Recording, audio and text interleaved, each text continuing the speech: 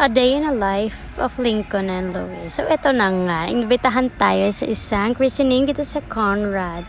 Chichika ko na. Ito na nga, no. So, preparing for Lincoln and Louis outfit. So, sila muna. Time check, 9 a.m. reception, 4 p.m. Aabot ba tayo?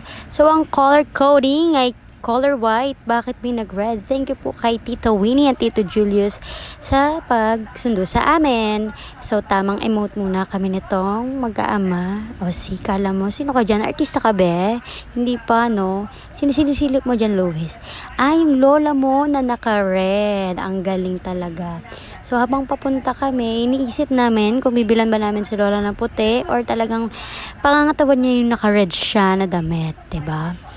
So, ito yung road na tinatahak namin. Makita nyo dyan. At nagtataka kami, bakit ang daming tao sa National Museum? At syempre, naalala nga namin pala na June is Pride Month. So, ito. Gusto nyo na ba na transition? Wait. At makita nyo. Bulaga. Ayan na si Lincoln. Kanina si Luis. At bored na bored ang aking anak. Nakatulog na nga si Luis. Sa sobrang layo. Malayo ba? Malapit lang.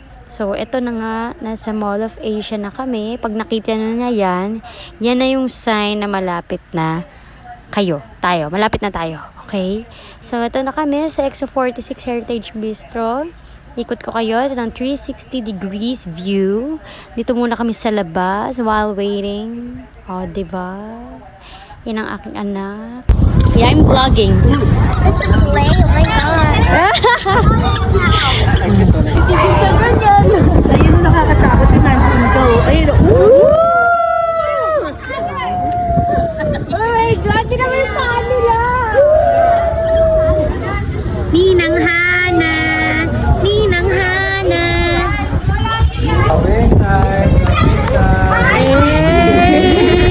Here at EXO46 Heritage Bistro, Kalayaan Staterooms, S. Maison, Conrad. Diba? Shala agad ang name.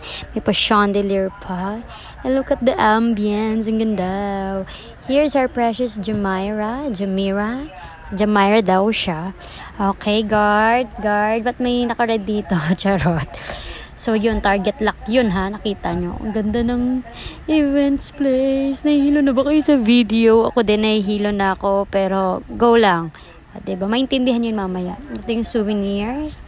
Ito yung aking anak. Nakain ng kain. Nauna pa yata sa akin. Paano sila nagkaroon ng biskuit? Kung alam nyo lang. Nako. Ang bilis niyan mag-grab ng food. Fastest hand yan sila, Lincoln, and then yung isa si Lois. So, here's our mommy Ruth giving us some motivation. So, nagigive lang siya ng instruction. And me, a prayer for Jamira. And may God bless you and keep you safe. This is everything. So, for a change, this one is cheese, honey, with a cracker.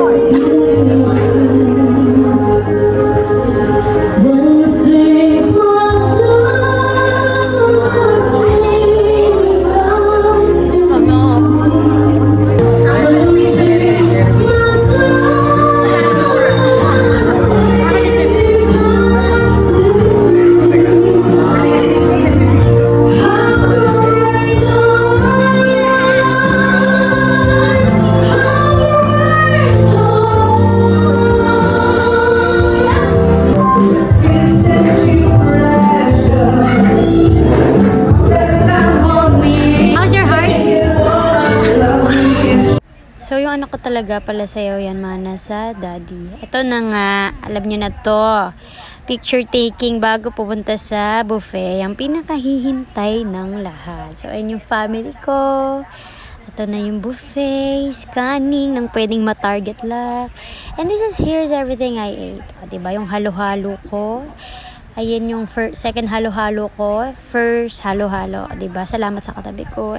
Ito yung view na naiinlove ako lalo sa'yo, daddy. Bakit ganyan? Diba? Gumala daw sila dyan sa Conrad.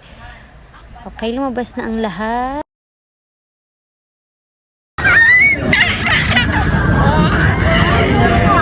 Siyempre, may pa-sunkiss tayo at sobrang happy namin dito. Thank you, Tita Alzan and Ate Eliza. Thank you, Mama Ruth, for inviting us. Nabusog po ako, sabi ni Luis. Ito na nga ang ating majestic fireworks.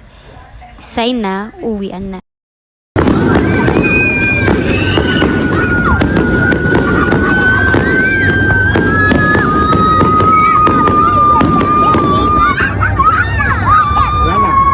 Kay Hard Rock Cafe, natagpuan na namin ang inyong mga tagapagmana. From Manila to Seoul, ang nanay ko feel na feel kasi from Seoul ang kanyang Hard Rock Cafe.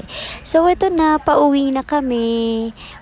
Diba? Nag-enjoy kami ng sobra, nakakapagod. Thank you, Conrad, for a wonderful day and a majestic night. At ang aking mga anak, kamusta na? Ayan, inantok na, gutom na. Thank you, Tito Winnie. Andyan ka, diba? While waiting, kumain ulit. Dito kami sa McDonald's. Thank you po sa treat ng pa-cheeseburger and drinks. Ayan, at last, nakauwi na kami. Thank God. Safe kami nakauwi. Sige, isang sapatos niya.